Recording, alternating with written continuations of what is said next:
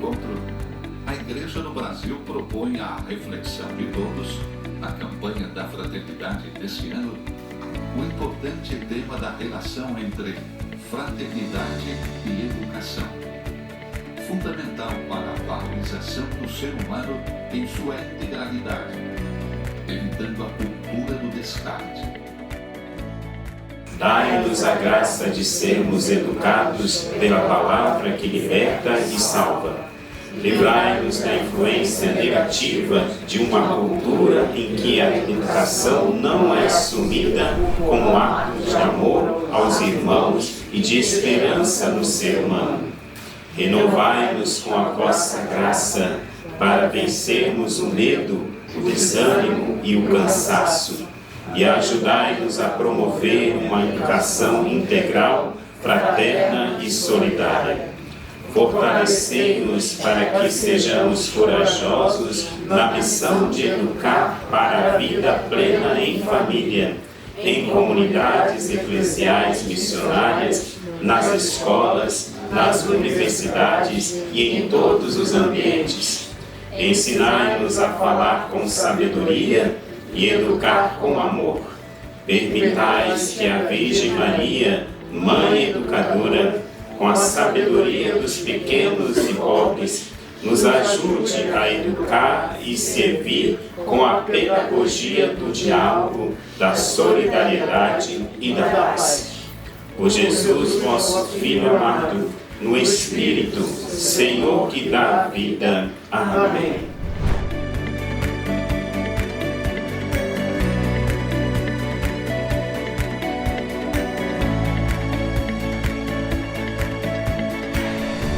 Falar da educação hoje no Rio é falar dos desafios que o processo educacional apresenta.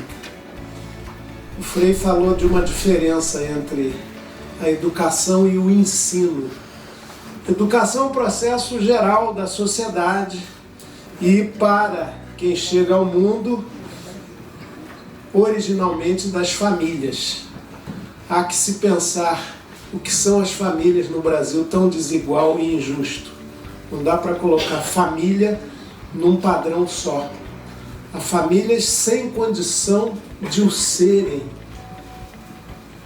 Há famílias às quais não é possibilitada a dignidade elementar da vida. Então a gente já tem problema por aí. E isso é histórico. Mas a desigualdade social abissal, tremenda, que existe no Brasil até hoje, embora mitigada, e a gente fala da desigualdade como não se falava antigamente, a reconhece como um problema como não era reconhecido antigamente. Teve o último presidente da República Velha, que acabou em 1930, que falava: a questão social é um caso de polícia. Ou seja, quem reclamar da sua condição, não havia nem lei trabalhista na República Velha, tem que ser preso. Quem protestar, fizer greve, reclamar, pau. E a educação é para todos como um princípio universal?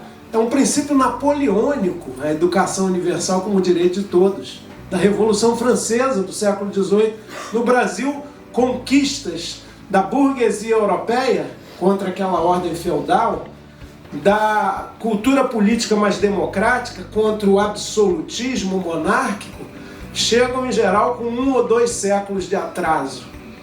Então a gente vive hoje no século XXI ainda a luta por direitos que já foram realizados em alguns lugares do mundo no século XIX. É impressionante isso.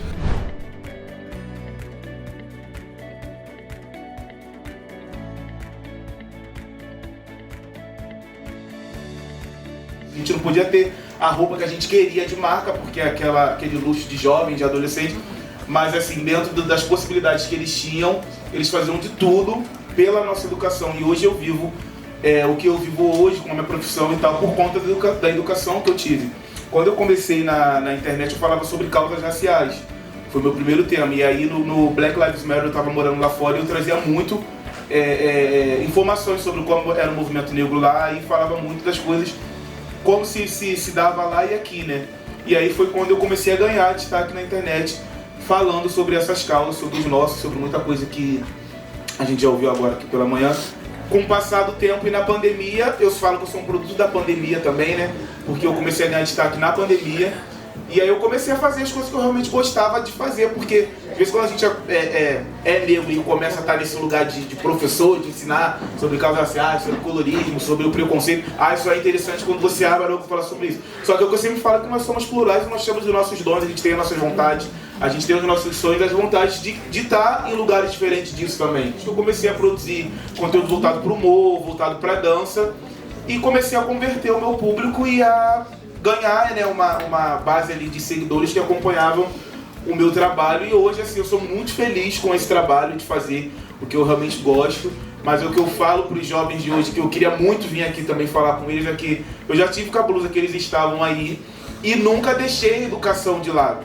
O que eu espero do futuro para a educação é que ela seja mais respeitada no nosso país, no Brasil como um todo, porque após a pandemia, durante a pandemia, na verdade, acho que, como todo mundo já sabe, escancarou a desigualdade social. Muita gente não conseguiu fazer quase nada no ensino médio. Muita gente se sentiu defasado e se sente defasado até hoje. Eu me sinto defasado. Eu não terminei minha pandemia, mas o ensino público normal, eu me sinto defasado por causa disso. E eu acredito que todo mundo merece uma oportunidade assim, todo mundo merece ser ouvido, todo mundo merece conseguir atingir o seu sonho.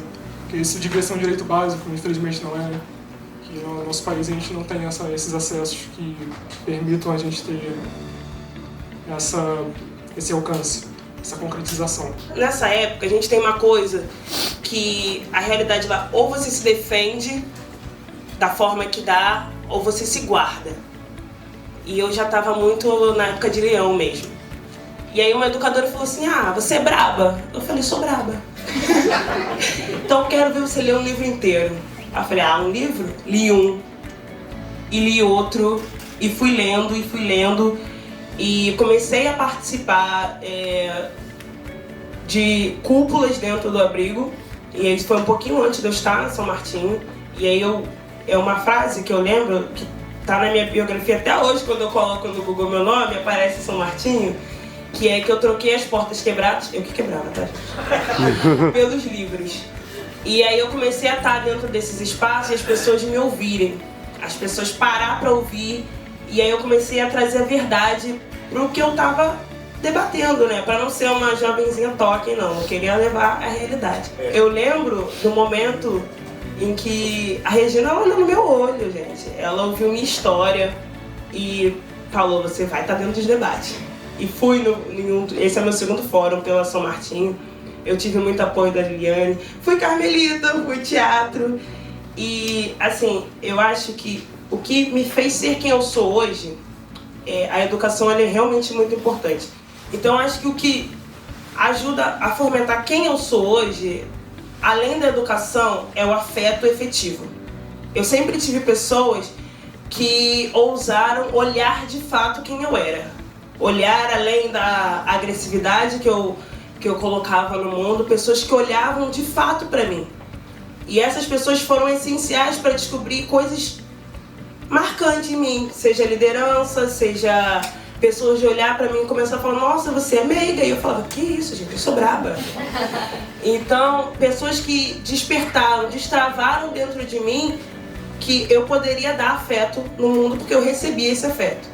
E dentro da São Martinho eu tive esse afeto.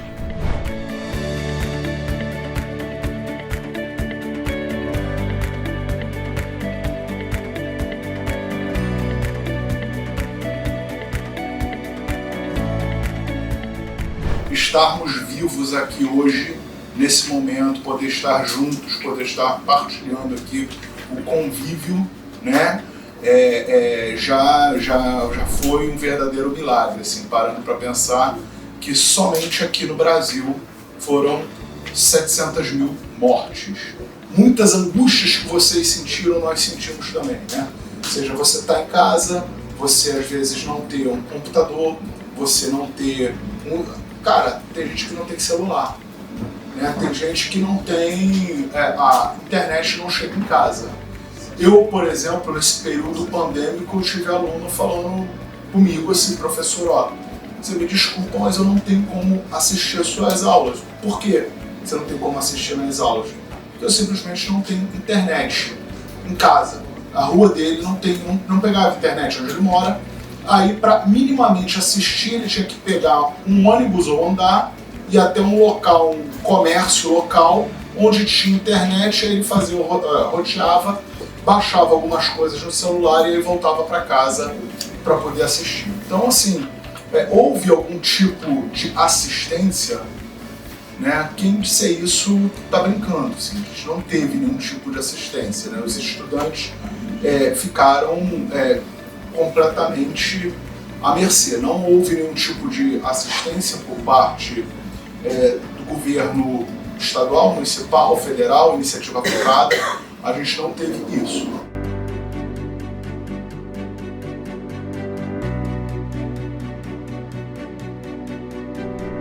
Muito difícil porque faltou as coisas em casa, foi difícil para todo mundo, minha mãe ficou desempregada também.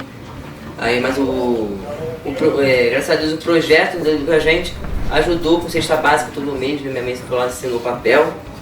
E todo mês eu pegava cesta básica, aí ficou alimentando com cesta básica, mais segurança, mais respeito, escola pública mais qualidade e mais trabalho para a população, os preços das coisas mais baratos, que dá para todo mundo comprar, né? Eu queria agradecer a São Martinho por tudo que ela fez. Na minha relação com a pandemia foi muito difícil. A gente, sim, passou muita necessidade financeira. Meu pai perdeu o emprego, meu irmão perdeu o emprego. Eu acredito que a grande função da São Martinho, na minha história, né, foi justamente essa. A partir da São Martinho eu tive acesso a muito mais informação, muito mais cultura. A Bianca e na época a Ana Paula, que era a nossa pedagoga, eram muito preocupadas em levar a gente para peças de teatro, a gente viajou, teve campeonato de xadrez. Foi uma experiência maravilhosa, foi muito completa. Minha história eu saí fiz o curso, né? Fui pra Eletrobras. E aí, naqueles 2 anos ali, sucesso, primeiro emprego, ticket de refeição, primeiro salário. Pô, nossa, tava nas nuvens. E aí os anos foram se passando, né? Quando eu completei 18 anos, aí parece que assim, o mundo cai. Tu fala, cara, e agora? O que eu vou fazer daqui pra frente? Por mais que a gente tenha essa dificuldade da pandemia, a gente nunca pode perder as oportunidades.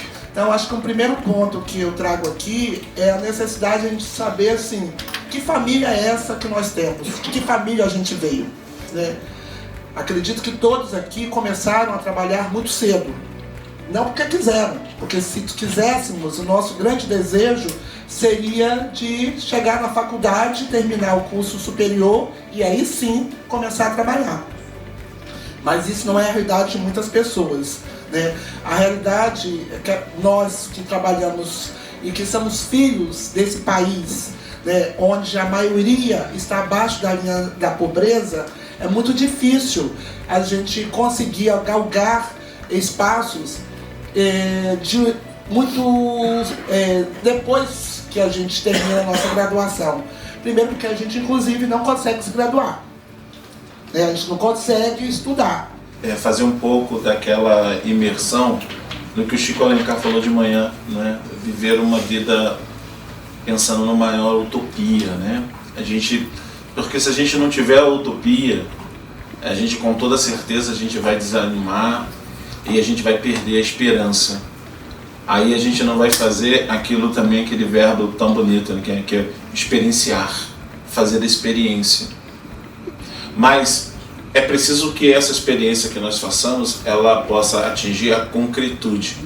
Que concretude é essa que a gente está falando? É a concretude de uma cidade, de um estado, de um país mais justo.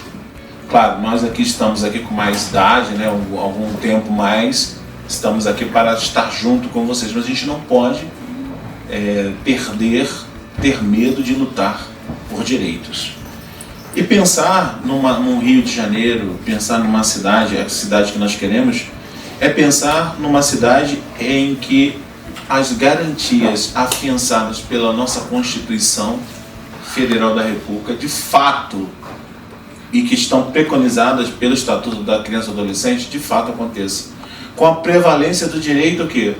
Para a criança e adolescente, para a saúde, para a educação, para a aprendizagem. para ter o direito até de ser criança. O que nós perdemos nesse tempo de pandemia perante os usos dos meios, né, que nós usamos para poder não parar no tempo? Foi ótimo, mais rápido, a aula lá está gravada, se você quiser rememorar você volta lá, né, e assim você revê a matéria, tira a sua dúvida, mas o contato, né, de estar olhando nos olhos dos outros, ver aquele amigo querido, fazer a bagunça, né, o pessoal lá do fundão, né, ou seja, né, que o professor tem que parar a aula várias vezes, mas isso é bom, não é bom? É ótimo, isso é socialização, você está ali com a pessoa, você está trocando ideia, e você só aprende quando você troca ideia. Enquanto você não troca ideia, você não aprende.